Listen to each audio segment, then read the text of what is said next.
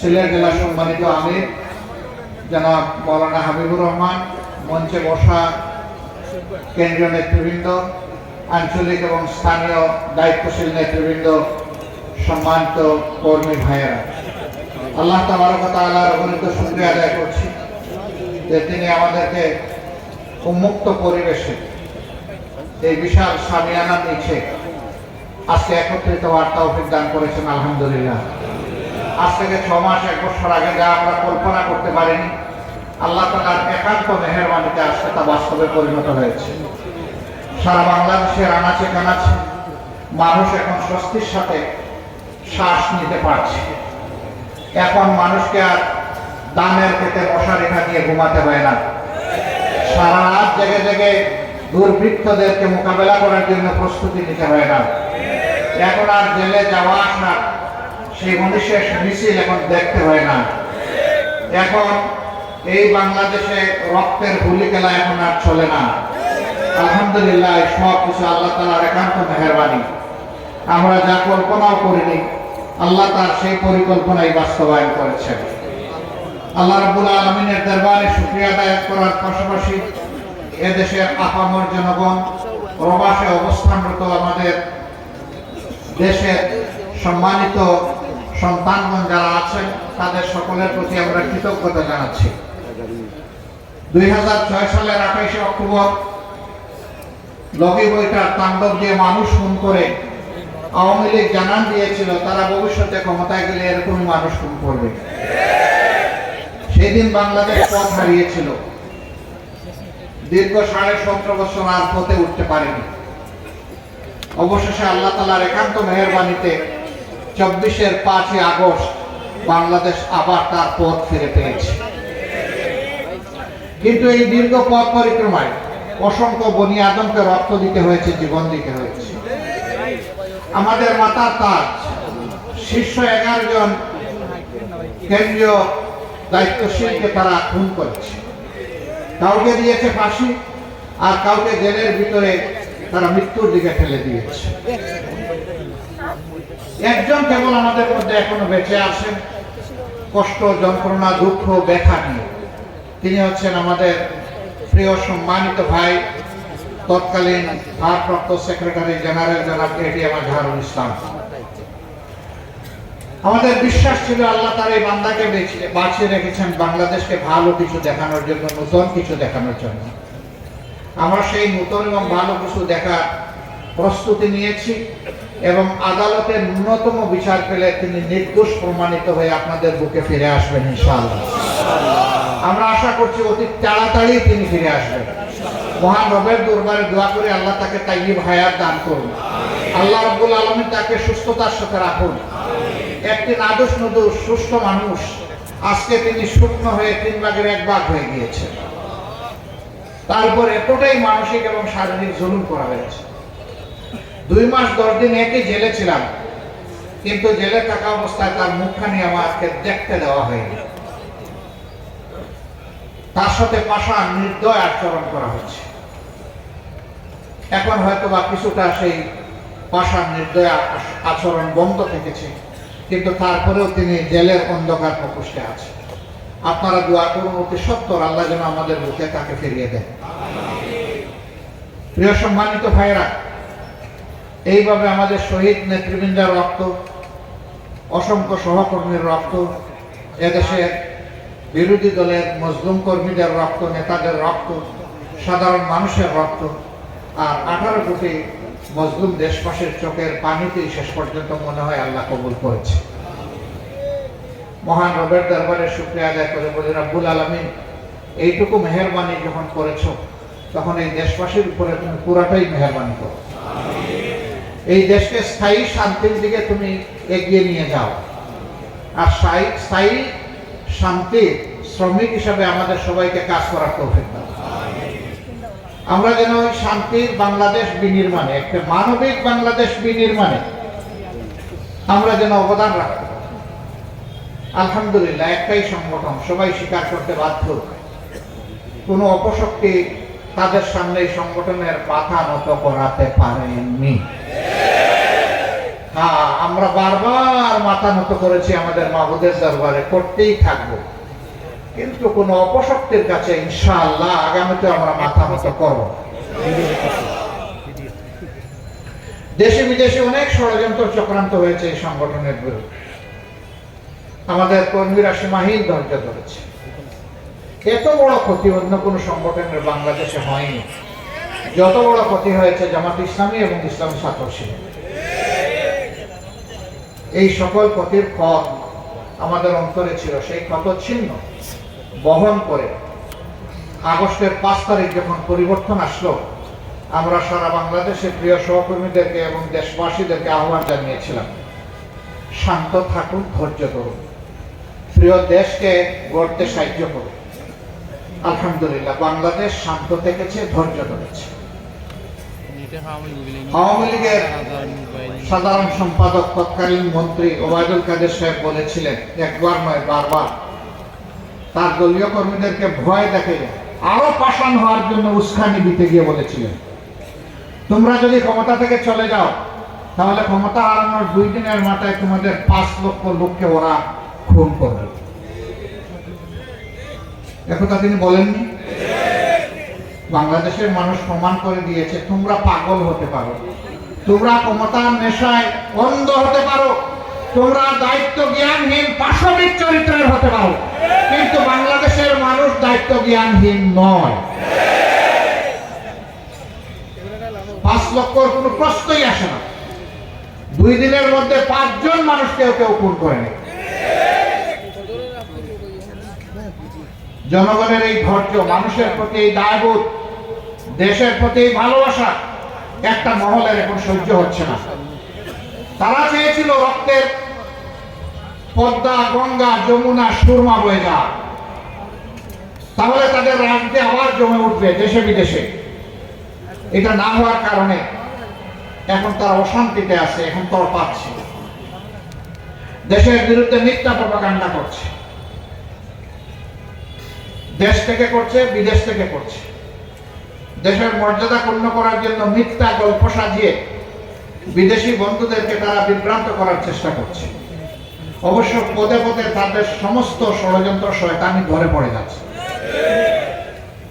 মানুষ এখন ঘুমে নয়, সজাগ। আর এই জাতি বিশেষভাবে এখন সজাগ। তারা এই ইতিবাচক পরিবর্তনকে, অভ্যুত্থানকে ব্যর্থ করে দেওয়ার জন্য দফায় দফায় অনেক কাণ্ড ঘটিয়েছে। তারা জুডিশিয়াল কু করতে চেয়েছিল, আল্লাহ ব্যর্থ করে দিয়েছে। তারা আনসার কাণ্ড ঘটিয়ে কু করতেছিল, আল্লাহ ব্যর্থ করে দিয়েছে।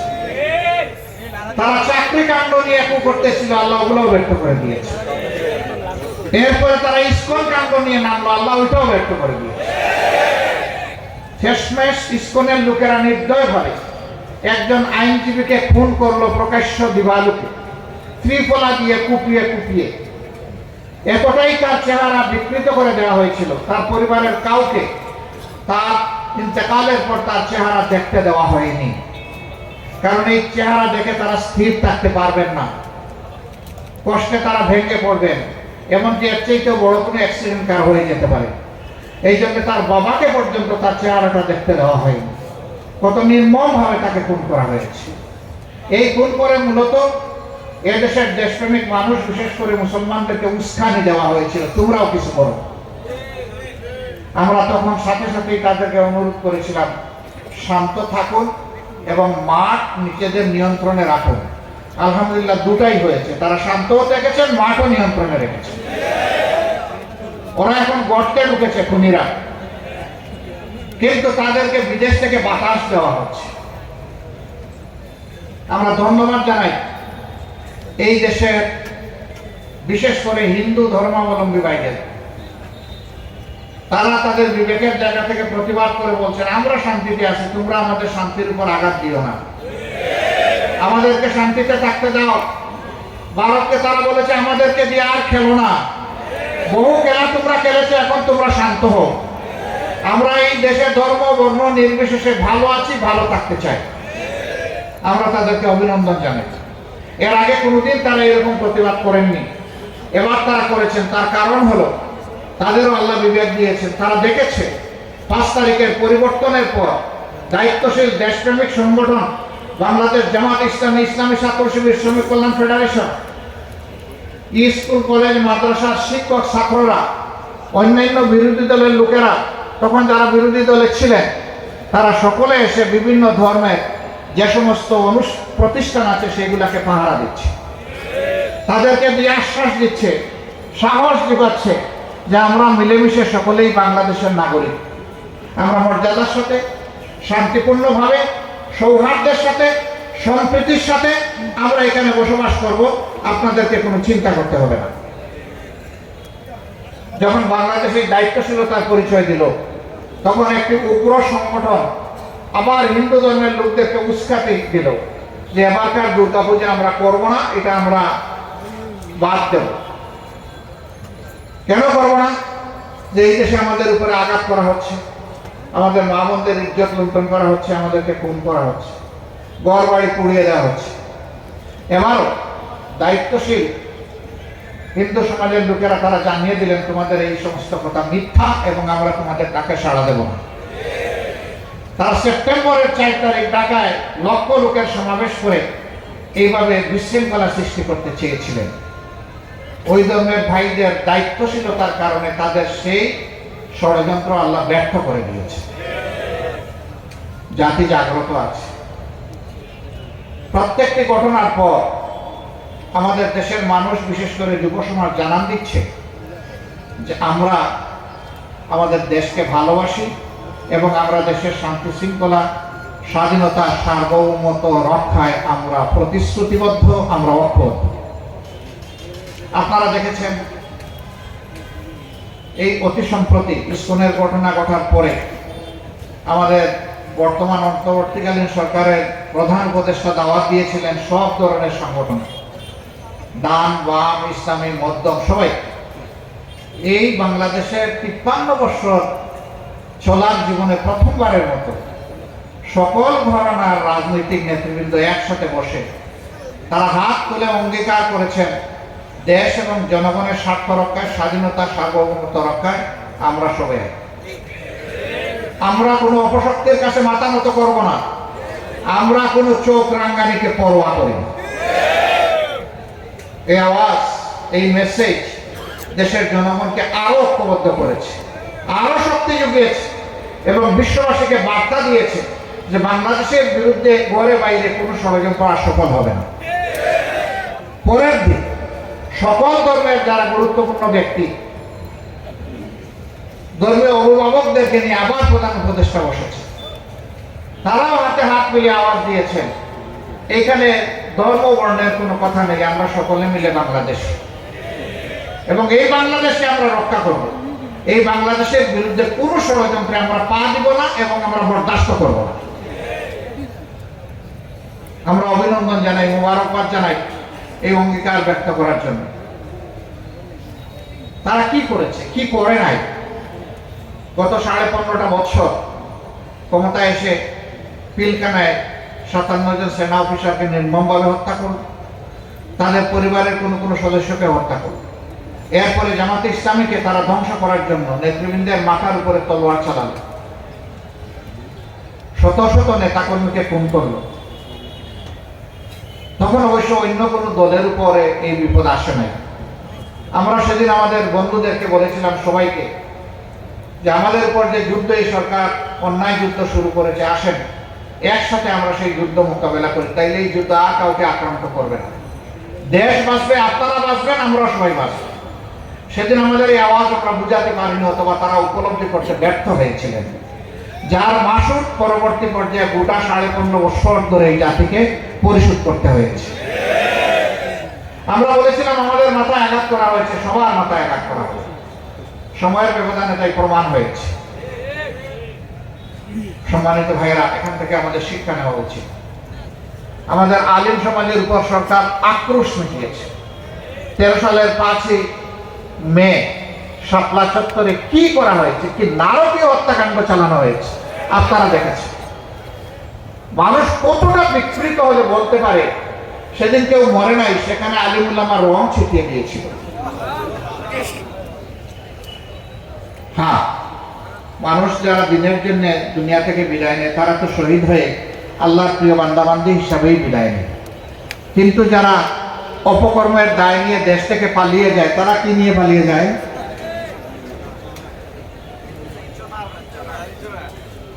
একটা মানুষের মৃত্যুর থেকে এইভাবে অপমানের দায় স্বীকার করে পালিয়ে যাওয়া আরো নিকৃষ্ট। এদের রাজনৈতিক মৃত্যু হয়েছে। আমরা ধারণা করেছিলাম তারা সবক নেবেন আর তারা এই দেশকে জ্বালা যন্ত্রণা দিবেন না, কিন্তু কয়লা দইলে যে ময়লা যায় না, এটা সাবান দিয়ে দইলে যে আরো কালো হয়, কুচকুচে কালো। আমরা সাবান সার্ফ এক্সেল দিয়ে ধুইতেছি আর ওরা শুধু কালো হচ্ছে। ওরা নিজেরা শান্তিতে নাই, বাংলাদেশকেও শান্তিতে থাকতে দিবে না। আমার সম্মানিত ভাইয়েরা, এতটুকুতে যাদের শিক্ষা হবে না তাদের শিক্ষা কবে হবে আল্লাহ ভালো জানে। দেশি বিদেশি অনেকে জিজ্ঞেস করে আগামী নির্বাচনে তারা কি নির্বাচনে আসবে। আমি বলি দেশকেই যারা সম্মান করে না তারা কার কাছে এসে নির্বাচনে ভোট দাবি করবে? যারা জনগণের কেনা টাকায় অস্ত্র এবং গুলি জনগণের বুকের উপর চালিয়ে দেয় ক্ষমতায় থাকার জন্য, তারা কার কাছে ভোট চাইবে? যারা নিরীহ জনগণকে খুন করেছে তাদের পরিবারের কাছে গিয়ে জিজ্ঞাসা করুক তারা তাদের এই ধরনের রাজনীতি আর চায় কিনা, এই ধরনের আগ্রাসী দলকে আর রাজনীতিতে দেখতে চায় কিনা। তাদের কাছে গিয়ে জানুন, আমাদের কাছে জানার দরকার নেই, আমরা তো বেঁচে আছি। পঙ্গুত্বের কষ্ট নিয়ে যারা বেঁচে আছে, হাসপাতালের বেডে অবশ্যই যারা প্যারালাইজড হয়ে পড়ে আছে, তাদের কাছে গিয়ে জিজ্ঞেস করুন তারা কি। এখন তো বাংলাদেশের মানুষ শান্তিতে আছে, কিন্তু এই শান্তিকে বিঘ্নিত করার জন্য দফায় দফায় চেষ্টা করা হচ্ছে। ইনশাআল্লাহ আমরা আশাবাদী একটা ঐক্যবদ্ধ জাতি সকল ষড়যন্ত্র মোকাবেলা করে সামনে এগিয়ে যাবে ইনশাআল্লাহ। আমরা এমন একটা বাংলাদেশ গড়তে চাই, আমাদের সন্তানদের আশা পূরণের উপযুক্ত বাংলাদেশ। তাদের প্রধান স্লোগান ছিল উই ওয়ান্ট জাস্টিস। আমরা বৈষম্য নয়, বরঞ্চ বৈষম্যহীন ন্যায় বিচারপূর্ণ একটা সমাজ চাই। আমরা তাদেরকে কথা দিচ্ছি আল্লাহ তাআলার সাহায্য এবং জনগণের ভালোবাসা পেলে আমরা সেই সমাজটি বাংলাদেশ এবং জাতিকে উপহার দেব ইনশাআল্লাহ। আমরা কথা দিচ্ছি আমাদের হাত দিয়ে কোনো চাঁদাবাজি হবে না এবং কোনো চাঁদাবাজি বরদাস্ত করব না ইনশাআল্লাহ। আমরা কথা দিচ্ছি বাংলাদেশের 1 ইঞ্চি মাটির উপর কারো কোনো দখল বাণিজ্য চলবে না এবং চলতে দেব না ইনশাআল্লাহ। আমরা কথা দিচ্ছি সরকারি আধা সরকারি বেসরকারি অফিসে বসে কেউ ঘুষ খাওয়ার প্রয়োজন অনুভব করবে না এবং দুঃসাহস দেখাবে না। আমরা সেই বাংলাদেশ করতে চাই। আমরা কথা দিচ্ছি আমাদের যুব সমাজের হাতকে আমরা কর্মীর কারিগরের হাতে পরিণত করতে চাই। তারা হবে দেশ গড়ার কারিগর। সার্টিফিকেট নিয়ে তারা বের হয়ে বেকারত্বের অভিশাপে কান্নাকাটি করবে না, হাওতাশ করবে না। তাদেরকে নৈতিক এবং জাগতিক শিক্ষা এমনভাবে সমৃদ্ধ করা হবে যে প্রত্যেকটা ছাত্র কিংবা ছাত্রী তার শিক্ষার পাঠ চুকানোর সাথে সাথে দেশ গড়ার একজন যোগ্য কারিগরে পরিণত হবে এবং কাজ তার হাতে চলে আসবে। দুনিয়ার বহু দেশে, উন্নত দেশে আছে, শিক্ষাকালীন সময়ই তাদের হাতে কাজ চলে আসে। শিক্ষা জীবনের আগেই তাদের এগ্রিমেন্ট সম্পূর্ণ হয়ে যায়। শিক্ষা জীবন শেষ করার সাথে সাথে তারা কর্মে ঢুকে পড়ে। তারা পরীক্ষার রেজাল্টের অপেক্ষা করে না, অতীতের রেজাল্টকে মূল্যায়ন করে তাদের হাতে এইভাবে কাজ চলে আসে। আমরা এই ধরনের একটি সমৃদ্ধ যুব সমৃদ্ধ বাংলাদেশ করতে চাই ইনশাআল্লাহ। এমন বাংলাদেশ আমরা করতে চাই যেই বাংলাদেশে মসজিদ, মন্দির, চার্চ, প্যাগোডা, মঠ কোনো জায়গায় নিরাপত্তার জন্য পাহারা বসানোর প্রয়োজন হবে না, বরঞ্চ ঘরে বাইরে নিজেদের ধর্মীয় কাজে, সামাজিক কাজে, পেশাগত কাজে সকল জায়গায় একজন নাগরিক পূর্ণ স্বাধীনতা, মর্যাদা এবং নিরাপত্তা ভোগ করবে ইনশাআল্লাহ। এই ক্ষেত্রে নারী পুরুষকে সমান মর্যাদা এবং নিরাপত্তা দেওয়া হবে। বাংলাদেশ জামাত ইসলামী সেই স্বপ্নের রাষ্ট্র যদি গড়ার সুযোগ পায় আল্লাহ কোরআনের ভিত্তিতে, তাহলে সেই রাষ্ট্রে পুরুষের পাশাপাশি আমাদের মা বোনেরা, আমাদের মেয়েরা অত্যন্ত মর্যাদা, গর্ব এবং ইজ্জতের সাথে তারা তাদের দায়িত্ব পালন করবেন। তারা পাবেন পূর্ণ নিরাপত্তা। এখন সমাজের বিভিন্ন জায়গায় কাজ করতে গিয়ে না পান তারা নিরাপত্তা, না পান তারা মর্যাদা। সেদিন তারা মায়ের মর্যাদা পাবেন, সহদরা বোনের মর্যাদা পাবেন, ঔরসজাত মেয়ের মর্যাদা পাবেন ইনশাআল্লাহ। এবং ঘুরে ফিরে আমরা তাদেরকে পূর্ণভাবে মায়ের মর্যাদায় অভিষিক্ত করব। রাসূল করিম সাল্লাল্লাহু আলাইহি ওয়াসাল্লাম সবচেয়ে ঝুঁকিপূর্ণ কাজ যুদ্ধের ময়দানে মহিলাদেরকে সম্পৃক্ত করেছেন, সুযোগ দিয়েছেন। আমরা তাদেরকে বঞ্চিত করার অধিকার রাখি না। তারা তাদের যোগ্যতা দক্ষতা অনুযায়ী তারা রাষ্ট্রের কাজে অবদান রাখে। এই রাষ্ট্রে শুধু মুসলমানরা বসবাস করে না, অন্যান্য ধর্মের লোকেরাও বসবাস করে। আমাদেরকে যিনি পয়দা করেছেন তিনি তাদেরকে পয়দা করেছেন। সুতরাং সেই আল্লাহর দৃষ্টিতে মানুষ হিসাবে তাদের যত নাগরিক অধিকার আছে পূর্ণ নাগরিক অধিকার তারা ভোগ করবে ইনশাআল্লাহ। সেখানে ধর্মের কারণে কোনো মানুষ তার যোগ্য ভূমিকা পালন থেকে বঞ্চিত হবে না। তবে দুঃখের বিষয়, গত 15.5 বছর তার একটু দাড়ি আছে, কে তার পেশাগত দায়িত্ব পালনের সময় নামাজে যায়, তাকে চরমভাবে অপদস্থ, কুণ্ঠাসা এবং তার অধিকার থেকে তাকে বঞ্চিত করা হয়েছে। এই অপকর্ম আর বাংলাদেশে চলতে দেওয়া হবে না ইনশাআল্লাহ। এখানে একটা ফ্ল্যাগ দেখছি, এটা নামান্ত ফ্ল্যাগ শুধু জামাতে ইসলামীর লোকসম্বলিত ফ্ল্যাগ এবং বাংলাদেশের ফ্ল্যাগ উঠবে, ভাই অন্য কোনো ফ্ল্যাগ এখানে উড়াবেন না। সম্মানিত ভাইয়েরা, আমরা বলছিলাম যে সেই বৈষম্যহীন একটা বাংলাদেশ আমরা গড়তে চাই। এই বাংলাদেশ জামাতে ইসলামীর রোকন কর্মী এবং সমর্থকরা একা গড়তে পারবে না। এই বাংলাদেশ গড়ার কাজে সমস্ত জনগণের ঐক্যবদ্ধ সহযোগিতা লাগবে। এমন একটি বাংলাদেশ গড়ার জন্য আসমান থেকে ফিরিস্তা পাঠাই আল্লাহ সরাসরি গড়ে দেবেন না। এই জমিনের মানুষেরাই গড়বে। তারা ভালো পথে এগুলে, আল্লাহ সন্তুষ্টির পথে এগুলে, শান্তির দিকে আগালে আল্লাহ তাআলা তার ফিরিস্তা পাঠিয়ে সাহায্য করবেন ইনশাআল্লাহ। কিন্তু মানুষকে এই কাজে আগাতে হবে। এই জন্য বাংলাদেশ জামাতে ইসলামের কর্মী যারা এখানে এসেছেন তাদেরকে বলতে চাই যে আসুন ওই স্বপ্নের সমাজ গড়ার আগে নিজেকে আগে গড়ি। ওই স্বপ্নের সমাজের যে চরিত্র একজন মানুষের মধ্যে, নাগরিকের মধ্যে তৈরি হওয়া দরকার, আগে আমরা নিজের মধ্যে সেটা তৈরি করি। আলহামদুলিল্লাহ এই কাজে প্রিয় সংগঠন অবিরত চেষ্টা করে যাচ্ছে, কিন্তু আমরা কেউ ভুলের ঊর্ধ্বে নই এবং ঘাটতির ঊর্ধ্বে নই। আমাদের ঘাটতিও আছে, ভুলও আছে। ভুল আমরা সংশোধন করব, ঘাটতি আমরা পূরণ করব। এইভাবে আমরা সামনের দিকে জাতিকে নিয়ে এগিয়ে যাবো ইনশাআল্লাহ। পুরো জাতিকে আমরা ধারণ করি আমাদের অন্তরে। এখানে দল ধর্মের ভিত্তিতে আমরা জাতিকে টুকরা টুকরা ভাগ বিভক্ত করতে দেব না এবং আমরা করব না। আমরা একটা ঐক্যবদ্ধ জাতি চাই। এই জন্য দল ধর্ম নির্বিশেষে সেই শান্তির বাংলাদেশ, অগ্রগতি উন্নয়নের বাংলাদেশ, ন্যায় বিচার প্রতিষ্ঠার বাংলাদেশ, দুর্নীতিমুক্ত বাংলাদেশ, এই বাংলাদেশ গড়ার জন্য আপনাদের মাধ্যমে আমরা জনগণকে আহ্বান জানাচ্ছি। প্রিয় ভাইয়েরা, নিজেদের জ্ঞানকে আরো সমৃদ্ধ করতে হবে কোরআন হাদিস এবং দুনিয়াবি জ্ঞানের ভিত্তিতে। তার পাশাপাশি ওই জ্ঞানের আলোকে আমাদের মধ্যে চরিত্র তৈরি করতে হবে। মানুষের কাছে ইসলামের কল্যাণময় এই আহ্বান পৌঁছে দিতে হবে ঘরে ঘরে। আজকে যেহেতু জুমার দিন, আমরা কথা আর লম্বা করবো না, এখানেই আমরা কথা শেষ করব। আসেন আজকের দিনে আমাদের অঙ্গীকার হোক যে আমরা আগামীর বাংলাদেশ গড়নে আগে যে ত্যাগ স্বীকার করেছি তার চাইতেও বেশি ত্যাগ স্বীকারে আমরা প্রস্তুত। আপনারা কি প্রস্তুত? আলহামদুলিল্লাহ। এক ভাই আপনাদের কাছে আহ্বান জানিয়েছিলেন যে ইন্না সলাতি ওয়া নুসুকি ওয়া মাহইয়ায়া ওয়া মামাতি লিল্লাহি রাব্বিল আলামিন বলে আমাদের तमाम সত্তা এবং সম্পদ আল্লাহর হাতে তুলে দেওয়ার আপনারা শপথ নেবেন। এই আহ্বান অধ্যাপক ফজলুর রহমান সাহেব জানিয়েছিলেন, আপনারা সকলে সাড়া দিয়েছেন। আমরা দোয়া করি আল্লাহ তার জন্য আপনাদেরকে কবুল করুন এবং এই আয়াতের হক আদায় করে হযরত ইব্রাহিম আলাইহিস সালামের সাথে আল্লাহ তাআলা হাসরের দিন আমাদেরকে তার সামনে হাজিরা দেওয়ার তৌফিক দান করুন। তিনি আমাদের রুহানি পিতা। আর এই ওয়াদাটা তিনি সরাসরি আল্লাহর কাছে করেছিলেন।